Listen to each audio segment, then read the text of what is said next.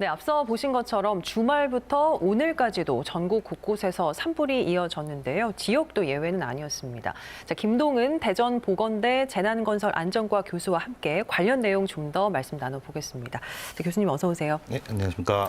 네, 우리 지역 논산과 세종을 포함한 전국에서 동시다발적으로 산불이 발생했습니다. 흔히 알기로 산불은 봄, 가을에 좀 집중이 되는 경우가 많은데 지금 아직 2월이거든요. 예, 최근에 이 산불 발생 원인을 어떻게 봐야 될까요? 우선은 계절적인 영향으로 보실 수가 있습니다. 예. 최근에 들어서 이제 과거와 더불어 올해 최근은 최대 많이 건조하고 또 바람도 부는 이런 시즌이 됐습니다. 그래서 예. 그러다 보니 산불이 많이 발생이 되는데 이런 건조함과 바람이 어떤 영향을 주냐 하면 화재가 발생을 할 때는 연소의 3요소라고 하는 중요한 원인이 있습니다. 그래서 가연물 또는 가연물과 더불어 산소, 그다음에 예. 점화원 이 세 가지가 중요시 되는데 가연물 같은 경우는 건조가 된 상태에서는 습도가 없고 건조한 상태에서는 더 많은 큰 불이 붙을 수가 있습니다. 그리고 점화원 같은 경우는 불티 같은 경우는 바람을 타고선 여러 개 이동을 하다 보니까 광범위하게 그 산불로 예. 커질 수 있는 그 바람과 그 건조함으로써 요새 최근에 불이 많이 나고 있는 걸로 알고 있습니다. 건조한 환경과 바람. 네. 최근에 산불 발생 건수는 그러면 어느 정도나 되나요? 자, 2021년도 들어서 올해는 1월 1일부터 어제까지죠. 2월 21일까지는 총 106건의 산불이 발생을 했습니다. 이 상태를 보게 되면 그 전에 2020년도 통계를 한번 보겠습니다.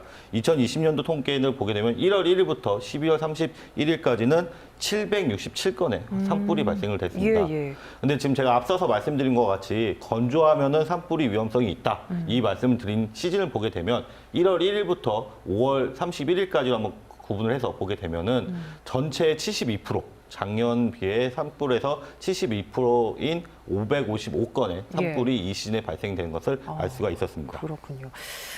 논산 벌곡은 이번에 완전 진화까지 14시간이 걸렸다고 하는데 매번 보면 산불의 경우에 큰 불이 잡히더라도 잔불 정리하는 시간까지 상당히 오랜 시간이 걸리거든요. 왜 그런 건가요?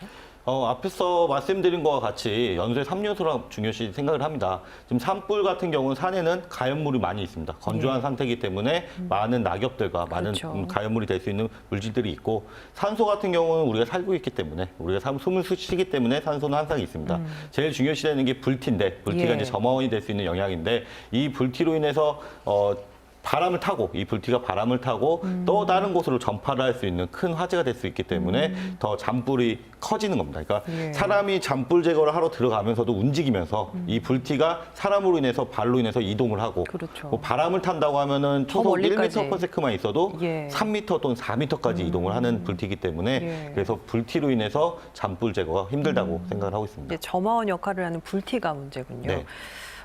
산불이 이제 민가 가까이에서 발생하는 경우가 많다 보니까 이 부분도 걱정스러운데 이제 산불이 발견을 했을 때 또는 산불이 주택가로 번질 때 어떻게 대처해야 합니까?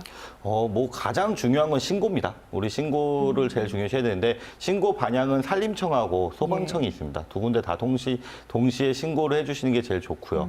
그 다음에 2차 사고를 대비해서 전기하고 가스를 제거하신 다음에 그 지역을 벗어나 주시는 게 제일 좋습니다. 예. 제가 앞서 말씀드린 것 같이 바람의 영향을 받기 때문에 산불은 바람의 영향을 받기 때문에 어느 순간에 산불이 와 있을지 모릅니다. 자기 눈앞에 와 있을지 예, 모르기 예. 때문에 신속하게 그 자리를 벗어나시는 게 제일 중요하고요. 뭐 예를 들어서 이제 산에서 내려올 때 민가로 올 때 중간 부분에 가연물이 될 만한 물건들이 있다. 예. 그건 미리 치워놓으시거나 또는 그 제거를 하시면서 이동을 하시는 것도 하나의 피해를 억제시키는 방법이라고 생각하고 있습니다. 일단 무엇보다 빠른 신고가 가장 우선이 돼야겠고 상황적으로 여유가 되면 가스라든지 전기를 차단하고 대피해라라는 네, 맞습니다. 말씀이시네요. 최근에 이제 건조한 날씨가 이어지고 있습니다. 대처법보다 더 중요한 게 예방법일 텐데 산불 예방을 위해서 주의할 점 뭐가 있을까요?